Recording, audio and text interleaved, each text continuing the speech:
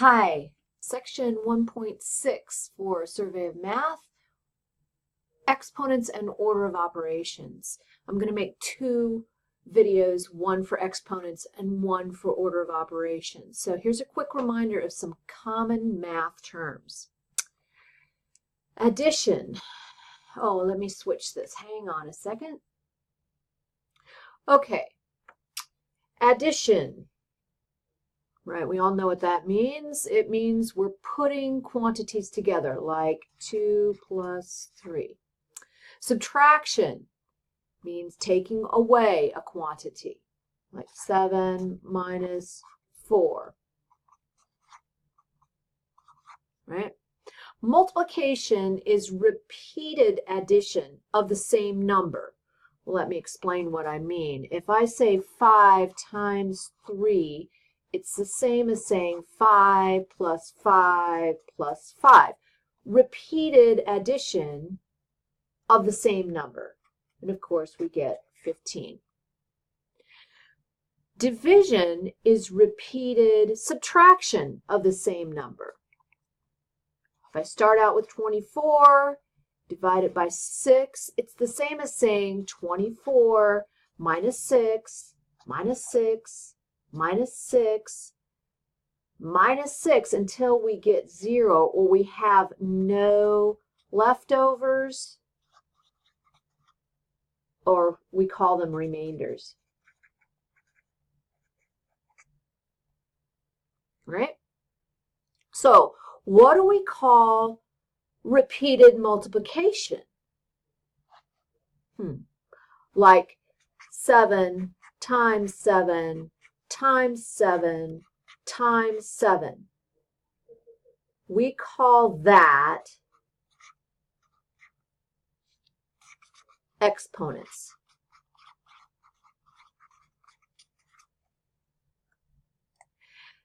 Now, you probably used these before, and this was just a quick review. The number on the bottom, here, I'll write another one here, to the left is called the base.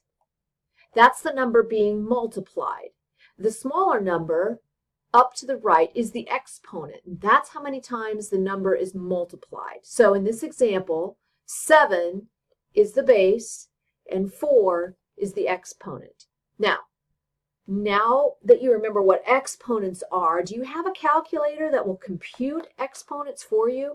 I'll show you how it works on my calculator, and if you're not sure about yours, check with your instructor.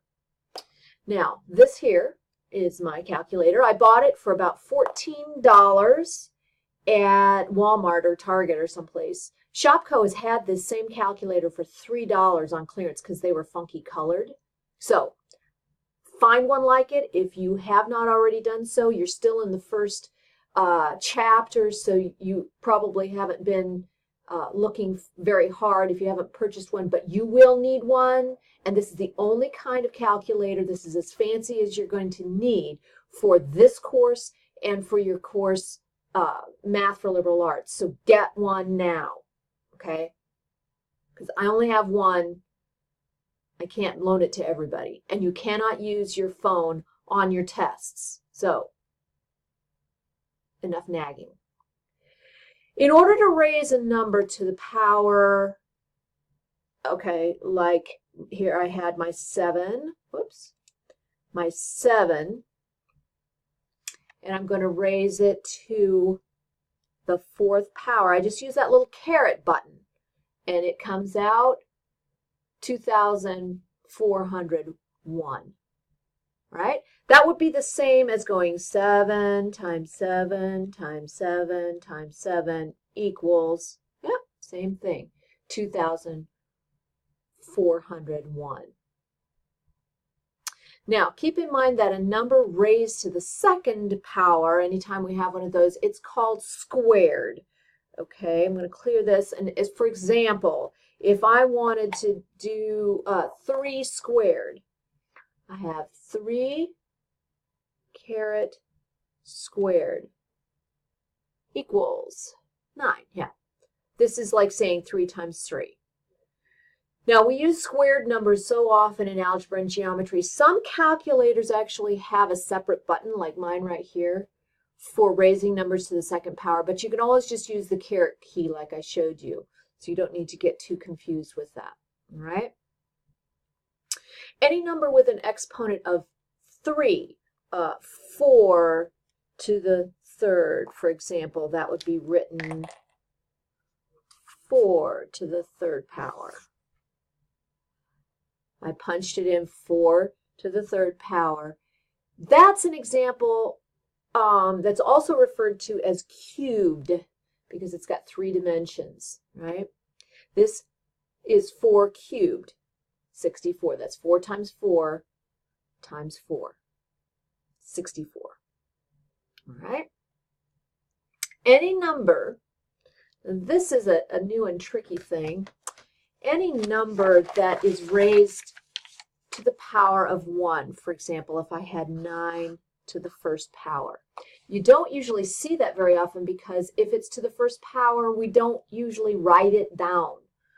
But you might be doing some work and find out, oh, look, it comes out to be 9 to the first power. Okay, 9 raised to the first power. What do you think it's going to be? Boom, it's 9. It's the same number. That's why we don't generally see it or write it down. Okay, so if you come up with an answer that says some number raised to the first power, you don't have to write that first power down in the answer. It's just sometimes handy to write it down when you're doing your work. Now, any number to the power of 0 is 1. Let me show you. 6, let me show you what it means here, to the power of 0. 6 to the power of 0, or to the 0 power, is, what did I say? 1. Yep. Exactly. Any number. 12 raised to the power of 0 is 1. The only number that doesn't work for is 0. Watch what happens when I push 0 to the 0 power is domain error. It's undefined, and there are math geeks all around the world somewhere trying to decide what 0 raised to the 0 power is, because we haven't figured out how to do it. Just like we haven't figured out how to divide by 0, we can't raise 0 to 0 power. So, yay, math geeks, keep going. And that's the end of this